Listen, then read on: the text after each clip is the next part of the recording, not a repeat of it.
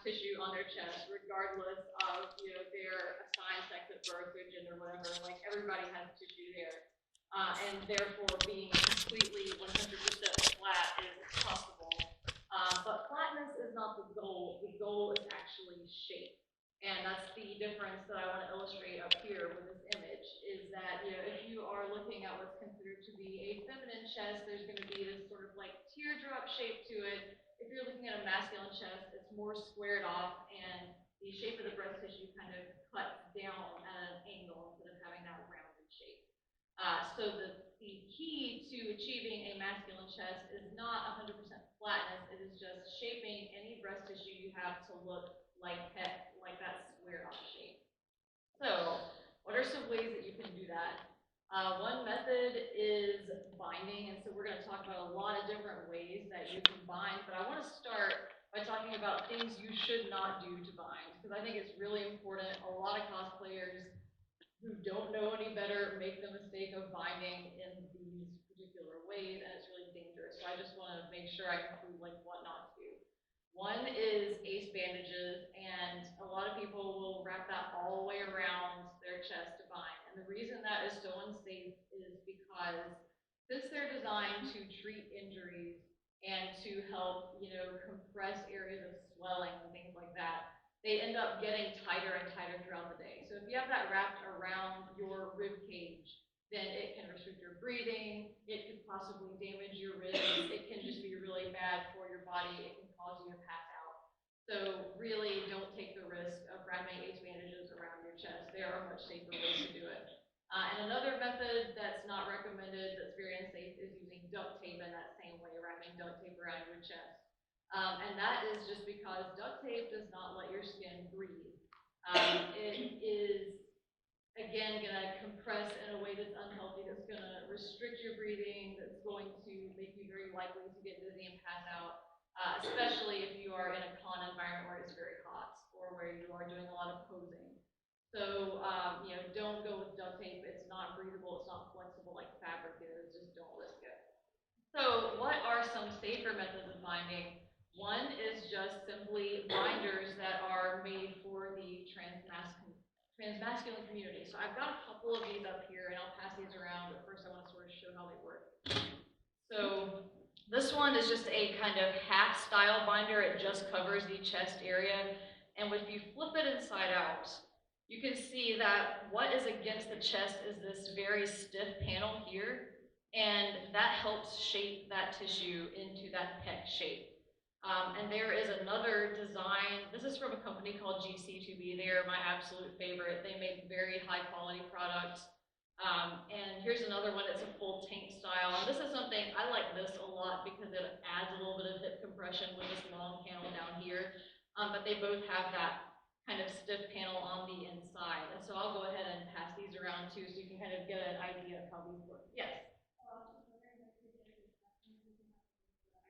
Yeah, totally. If you grab a business card here and then just send me a message, I will send you a PowerPoint. Absolutely. So with these binders, a couple of things just to note. One is that you cannot generally find these in stores very easily. This is kind of an online ordering situation. And because of that, it's really important to read reviews to make sure that you are ordering it from somewhere reputable. I know that GC2B has a good reputation. They are, kind of made by and for the trans community, and so they do a really good job of making sure their products are safe, that their measurement systems are really good. I know that Underworks has a pretty good reputation as well. They started out, I think, treating people with gynecomastia and then spread out to the trans community as well. And there are a lot of companies, I think Shapeshifters is one, that make custom measurement binders, and so it's important to just read reviews, ask questions, make sure that what you're buying is a safe product that has a good reputation and good reviews. And then, of course, the other thing is something I touched on, which is measurement. All of these companies that offer binders online will have information about how to measure yourself to get the right size, since you can't try it on first. And it's really important to read those guidelines, get the measurements that they recommend accurately so that you wear the right size. just because wearing a binder that is too small for you can again get back into that unsafe territory because it can also restrict your breathing. So making sure that you read the sizing guidelines, that you measure correctly, will help you get the best fit on the first try. And if you don't, a lot of these companies are really, really good about working with you and kind of helping make sure that they can exchange it for the right size if you're not so lucky. So another thing that you can do for compression, aside from binders, if, for example, you just can't find one that works for you, you find them to be too uncomfortable, etc., is compression sports bras. And so here's an example of one of these. And these are a little bit different just because they are designed to exercise in. Binders, a lot of times, the companies that make them will tell you there are restrictions about like physical activity, like don't work out in them, don't wear them, longer than so many hours. I think usually 8 is the recommended time. So with a compression sports bra, you don't have those restrictions because it is made for exercise. Of course, the downside is it does not have that kind of stiff compression panel. It's just all the same stretchy swimsuit-ish material. So it's not going to compress quite as tightly or as well as a binder, and it's not going to help you get that sort of pec shape as effectively. But it can actually do a lot for compression. And I have thought, before I started wearing binders, I didn't know they were a thing, so I just started with these. And I was still able to get like D-cup down to, something that whenever I had clothes layered over it resembled pecs. So I'll pass this around. A couple of things to keep in mind if you want to get a compression sports bra is, one, you want to get one that is just all that kind of stretchy compression material. It doesn't have any cups built in because, of course, that's just going to give you the opposite of what you're looking for as far as shape. And then 2 is you're going to want to look at the level of compression. If you go into like a sportswear store or just like Target, Walmart, whatever that might sell these, they will have something on the tag that just says like high compression, low compression, mid compression. And so based on your own size, your own proportions, you're going to want to try that on and see what sort of compression level works best for you. And so again, that's kind of the disadvantage thing with these sports bras versus the binder is you can actually go in a store and try a sports bra on so you can get a better fit on the first try. It's just that it may not necessarily be quite as effective. So it's worth kind of trying out, each one maybe and seeing what's going to work best for you, but they're both safer methods of binding than something like duct tape or oat bandaging. I want to talk a little bit about open chest binding too. This is a method where if you are going to be cosplaying a character where maybe you have like your jacket open and you want to show part of your chest, that you can bind in this way.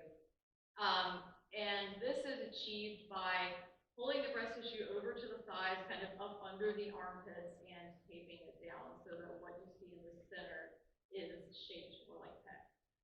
A couple of caveats. One is that this tends to be more effective if you have a smaller chest size, simply because there's like going to be less to have to go under your armpit.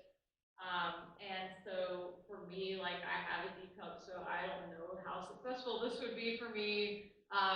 Your mileage may vary. It really just depends on sort of like what your proportions are and how much room that you have under your armpits to pull that over to the side.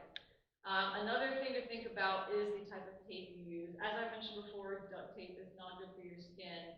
There is actually a material that's called trans tape. It was based off of kinesiology tape, and it was designed explicitly for this purpose.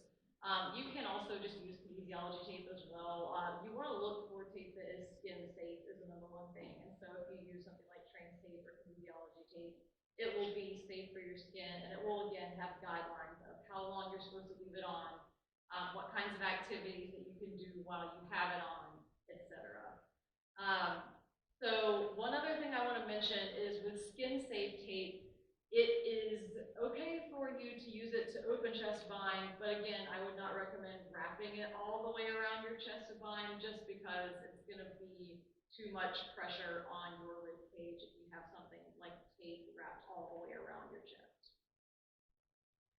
So now that we have kind of covered chest compression and use that as a follow-up to body shaping, I want to move on to our next step, which is face contouring. People tend to see certain facial features as more masculine or more feminine, and I want to point out some of those differences so we can talk about how to contour in a way that sort of makes your own features look more masculine. So first of all, with masculine features, people tend to see things like square shapes, square jawline, sharp angles to your jawline and to the shape of your head, to your chin, heavier eyebrows, kind of smaller, more deep-set eyes, and less space between the brow bone and the eye. Those are things that people tend to perceive as masculine facial features. And for feminine facial features, it's sort of the opposite. People tend to see things like soft, rounded shapes, smaller, pointed chin, softer angles to the cheekbones and to the face in general, sort of lighter, more arched eyebrows, bigger eyes, more space between the brow bone and the eye as feminine facial features. So makeup and contouring are really effective for helping you transform the features that you have to look more masculine. There are a lot of really good tutorials out there for this. There's a cosplayer named Angelic Bays who has a really good YouTube video on how to do this. There are a lot of drag kings out there who have good videos on how to do this. Here are a couple of just quick basics. For the cheekbones, you want to find this sort of natural hollow of your cheek and then contour straight across for a square line instead of going sort of in an up angle. That means you probably will not be following your natural cheekbone. You're going to be creating a new cheekbone. If you want to get a really chiseled look, you can kind of pull down on that contour so that you've got sort of a square shape, and then the highlight area that's left is your jaw, so you can make that look even bigger and more squared off. I like to contour underneath the jawline down onto the neck a little bit just to make the jaw area look a lot more square. You can also sort of contour up onto the sides of your chin a little bit to make the chin pop and look more square as well. And optionally, you can give yourself a cleft chin. I actually do this a lot for Bucky Barnes, just since Sebastian Stan has a cleft chin, I give myself a little one too. You can also contour the sort of dip that you have between your chin and your lower lip. If you want to put a little shadow there, it makes your chin pop out and look a little bit more square and prominent as well. And then the forehead is another thing that you can really do. To make it look more square, you can contour a little shadow sort of straight down along each of the lines of your temple, and it will just make the center of your forehead pop out and look a lot more square. One thing you can also do is contour your Adam's apple, so you can just sort of swallow a few times, sort of see where your Adam's apple would fall, and then put a little shadow right underneath it. Another thing you can do, this is sort of more optional, I do this for more kind of like buff, muscly characters, is that you can contour along the muscles of the neck to give them more definition. So I just put little shadows along, I kind of like flex and then put little shadows along the neck muscles to make them look they're kind of always popped out.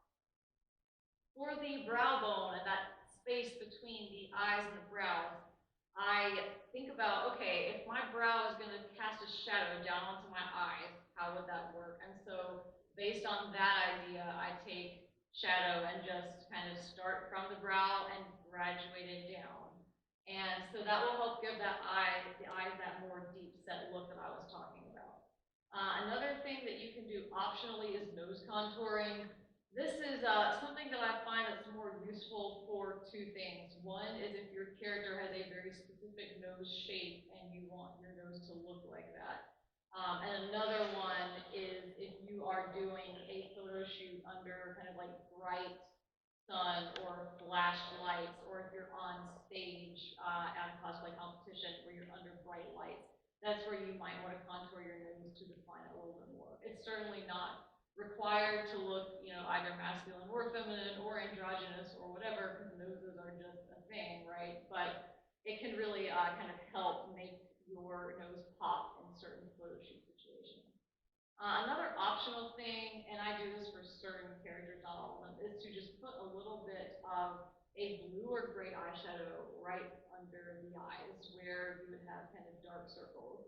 And that is just something that I like to do because a lot of times people associate wearing makeup with being feminine, and so if you put on all this makeup to contour, then people are going to look at you and be like, oh, you look like you're wearing makeup. So if you put a little bit of eyeshadow or, something to look like you still have, those circles under your eyes, like you have not covered those up with makeup, then it can help give the illusion to people that you are not in fact wearing makeup and your contour is just that way. And I do this kind of more exaggerated for certain characters. Again, for the Winter Soldier, it kind of is appropriate for him, looking like he's not had very good sleep for a while, so just been cryo freeze. So just depending on the character, that might be something that you want to do on your contour as well. So now that we've talked about face contouring, let's talk about one of my favorite stuff, which is facial hair. And I want to start with talking about eyebrows, because that is something that, when I first started cosplaying, was sort of a mistake I made, was not getting my brows thick enough or sort of shaped in a way that looked masculine enough. So like I mentioned when it came to the previous step with the face shape, eyebrows tend to be perceived as more masculine when they're thicker, when they're kind of more straight across, and when they cast that deep shadow, implying that there's less space between the brow and the eye. So a few things that you can do to give your brows that shape. One is that you can just simply draw a more masculine shaped brow over your own brow with something like eyeliner or eyebrow pencil, just in small, thin strokes to mimic the appearance of hair. Another thing that you can use is eyebrow mascara or even just regular eyelash mascara to darken or thicken or reshape your own brows and sort of add to it. And another thing that you can do is wear prosthetic eyebrows. And this is something where you want to be really careful about how you adhere and remove them, because a lot of the adhesives out there, especially things like Prozade or liquid latex, if you use that to attach a prosthetic eyebrow to your face and then you just yank it off, it's going to wax your actual eyebrow that's underneath. So you want to make sure you get a makeup remover that will take that off so that you can sort of slowly roll it away and preserve your own brows if you are, if you think those are important to keep. I want to talk specifically about anime characters too. I know that's a big focus of this particular convention. And anime eyebrows are really, really challenging because they tend to be drawn in the actual anime as just very thin lines. And so if you're going, okay, I want to look more masculine, so that means I should have a thicker brow, but this character's eyebrows are like these thin lines, how do I achieve that? So that's where you kind of get to interpret the design a little bit, adapt a drawing to a real human face, and so maybe you do thicken that character's brows. But another thing you can do is just think again about shape. So if you, block out your own eyebrows, cover them with glue and then foundation, and then just draw on a new brow, as long as you draw it very straight across, closer to your eye, you can get away with a really thin kind of anime eyebrow and still look very masculine. And now I want to talk about beards and mustaches, which is, of course, not a required type of facial hair, right? Because not all men have facial hair, but it's a really fun thing that you can do, and it is a really easy way to get perceived as masculine. So I want to talk first about shorter beards and mustaches. And this is actually, these pictures up here are from a really great tutorial from a cosplayer named Sheer Lock Holmes. And that tutorial has just a very easy step-by-step method for applying eyebrow mascara or fiber mascara, which is this, and I can pass this around too for you to take a look at it, to your peach fuzz on your face. And that is going to create the look of a short beard or mustache. Basically, the way that method works is that you are going to put hairspray on any of the peach fuzz that you want to become your beard or your mustache, and then just brush the fiber mascara onto that peach fuzz when the hairspray dries. And that mascara will not only kind of darken, but it will also thicken and lengthen that peach fuzz, so you get this illusion of a kind of nice face double. And you can see in these pictures how that looks. Another method you can do that will take a little bit less time is stippling. So this is a method that a lot of drag kings use just because it's very quick. It goes on, just a few minutes. And you take a stippling brush, which is sort of this brush down here in the corner. It sort of looks like steel wool, but it's more plastic, it's soft. And you dip it into some theatrical foundation in whatever color that you want your facial hair to be, and just dab it onto your face, and it looks like stubble. Kind of the big difference between this method and the mascara method is just that mascara will give you more 3D effect to your facial hair, whereas this, it'll look about the same from a distance, but up close you'll notice that it's just kind of like on your skin and it's adding dimension to the peach fuzz that you have. Another thing that you can do for shorter beards and mustaches is just eyeliner or eyebrow pencil. And that's something that if a character is kind of more stylized, so for example, an anime character, a cartoon character, a video game character, then that might be a method you use to do a look that is kind of more stylized, more drawn on, as opposed to sort of more hyper-realistic. It can make a beard hard to look natural when you have sort of pencil lines or eyeliner or pen lines on your face. But if you are doing a more stylized character, then that look can be really, really effective. So it's a matter of personal preference. When it comes to getting a little bit thicker, one thing that you can do is lay down a sort of base layer of shading where your beard's going to go, and then create some more thickness and dimension with wig clipping. There's a really great tutorial by a cosplayer called Untitled, who actually is at this con, and this is a picture of her Bucky Barnes cosplay. It's really good. And there's a tutorial that explains how that process works with applying those wig clippings to your face for a little bit of a thicker beard. And then another thing that we can talk about for a little bit is longer beards, because sometimes, you don't just want stubble or a short beard. You want something, if you're cosplaying a character, like Thor in Endgame, for example, you have a beard that's long enough to braid. If you're doing maybe any of the dwarf characters from Lord of the Rings, anyone like that, you'll want a long beard. So there are a couple of different ways that you can achieve this look. One is crepe wool. And that's really good for beards of any length, just because you can apply it kind of anywhere that you want and then trim it to the shape you want. So the way crepe wool works is that it kind of comes in like little braids. You can take them apart, you can flat iron them, or you can fluff them to get whatever texture you need. And then you can use an adhesive like Crozet, liquid latex, spirit gum, to just apply it in small patches all over your face wherever you need your facial hair. And then once that's done, you can trim and shape your beard to however you want it to look. This method does take patience, just because it has to be done one small little patch at a time. And so that's one thing that may be kind of a downside to it, but it's a really effective way to have a nice long thick beard.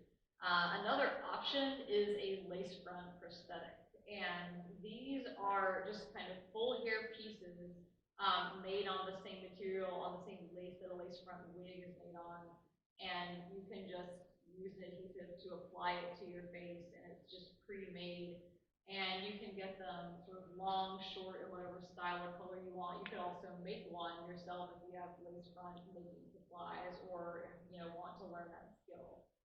And kind of one of the downsides to that is just price.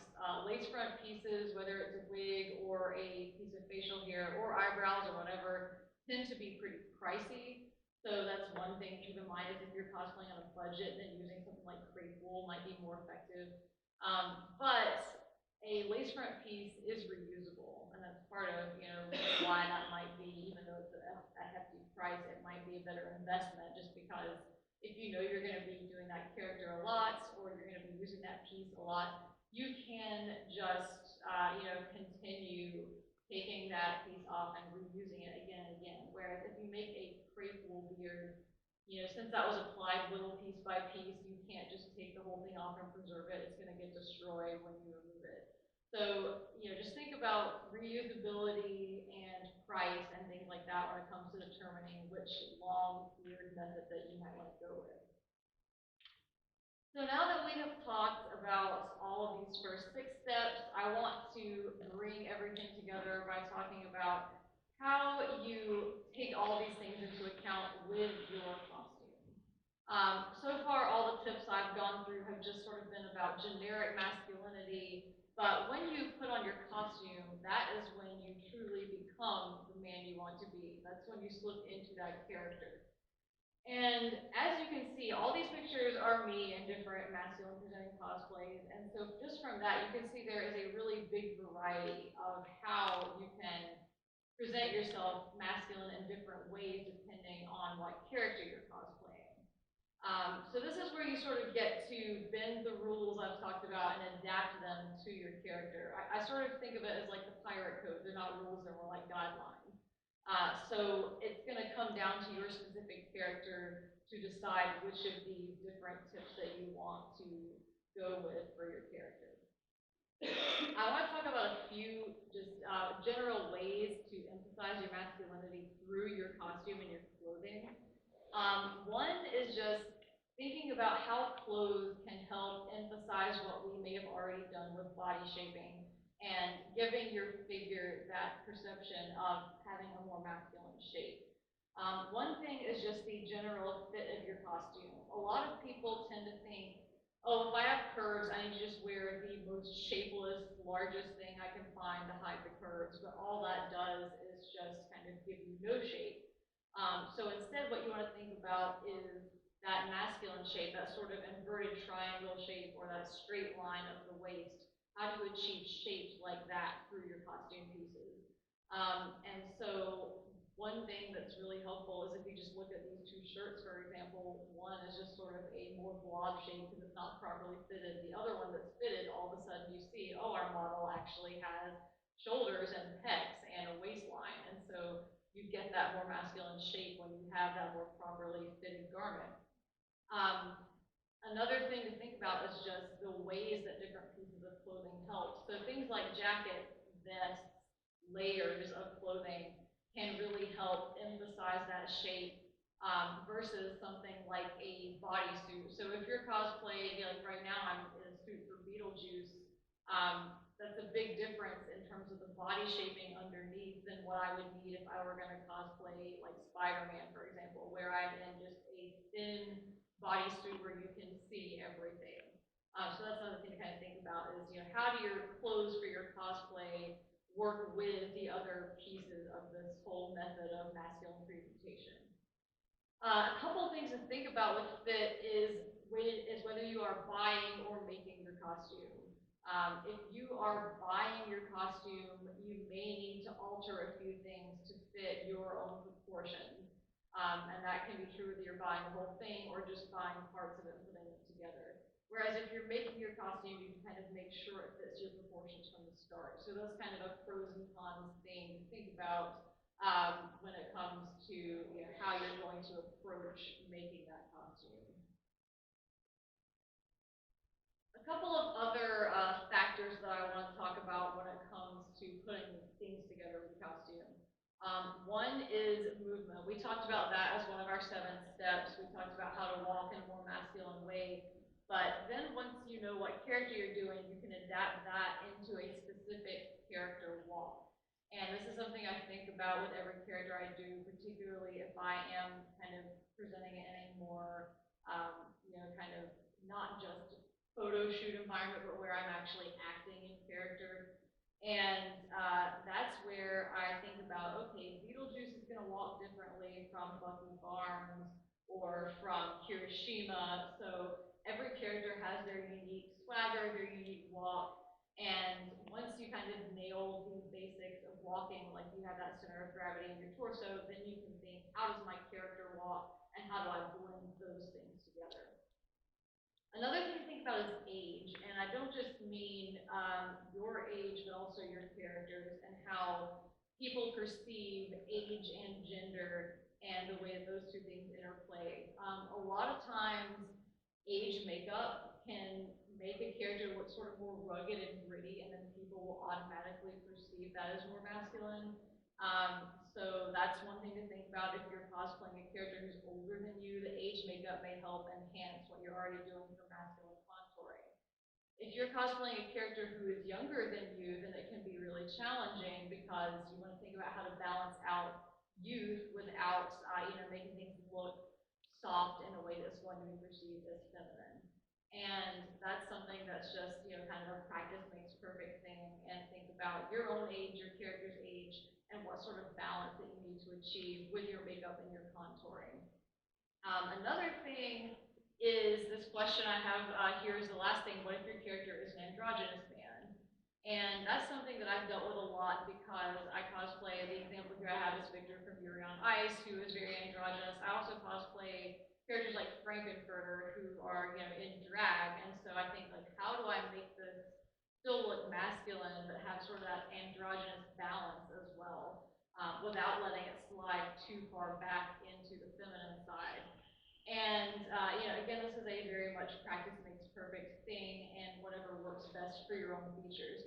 For me personally, I found that the way I achieve androgyny most effectively is doing a kind of baseline masculine contour first, and then layering any kind of feminine aspects or more androgynous aspects on top of it. So if I'm doing, like, Frankenfurter, for example, I'll do just a masculine contour, and then I will put his drag makeup right on top of it. And for characters like Victor, I just do sort of a lighter contour than usual, a lighter shade of contour powder, and just not quite as heavy or sharp as I would for a more rugged character like Buffy Barnes. And so that's the kind of thing where you just sort of have to experiment, play around with it, do makeup tests, and see what works for you and your features. And finally, I want to talk about photo shoots, because this is a really important thing. Posing for photos, you're not just thinking about sort of general, posture and movement, but you also have to think about angles between you and the camera. And I feel like that's something that a lot of people don't necessarily get to practice a lot. But one thing to think about is just remembering parts of your body that are closest to the camera are going to be the most pronounced. So for me, that means I always make sure that my hips are, not going to be that part that's the closest to the camera, because for me, they're, the biggest part of my body. They're the part of my body that looks least masculine, and so I always think about that in my posing.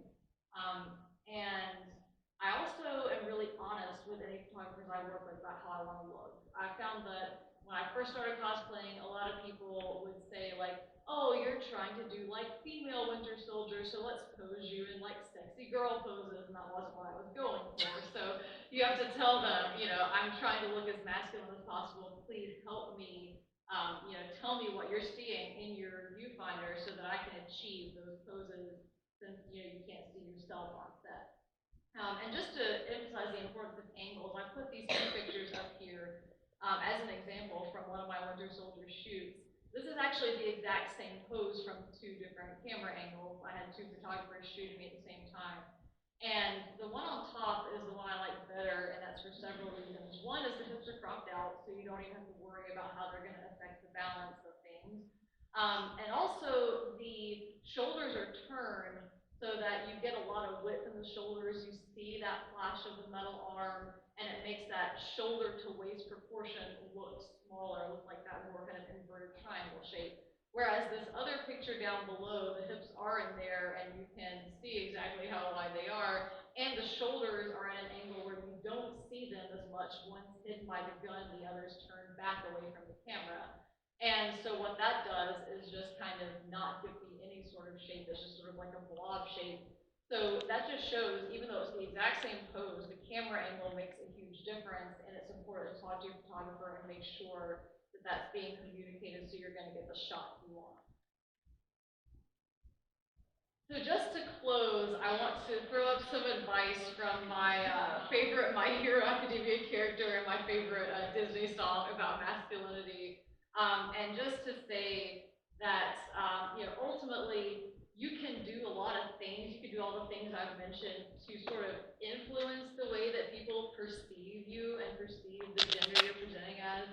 But at the end of the day, it's kind of in the eye of the beholder. And so I just want to emphasize, if you do everything that I've suggested, if you come up with new things that I haven't suggested, and you are like, yes, I look as masculine as possible, and everyone is still perceiving you as really feminine, don't take that as a personal failing, because it's not you, it's the other person perceiving you. And like, yes, there are things you can do to help influence, but at the end of the day, it does come down to, it's kind of like in the eye of the beholder thing. And so I just want to really say that as long as you are happy with the way you look in the mirror and your photos on the con floor in day-to-day life, as long as you are the man you want to be, then that's what I would call success, even if nobody else sees you that way. So I just want to emphasize that, just because, you know I've dealt with my fair share of thinking like, oh yes, I look super manly, and then people are like, no, you don't. But don't take it personally. As long as you're satisfied with how you look, then you have definitely succeeded. So we've got about 5 minutes left. If any of you have questions, please feel free to ask. And I also just want to mention I have a stack of business cards up here, so if you want to take one, if you think of any questions later, if you want these slides. I also have a YouTube channel. I'm planning to put an audio version of this up sometime after this con, probably in the next month. So feel free to check it out there. But do any of you have any questions?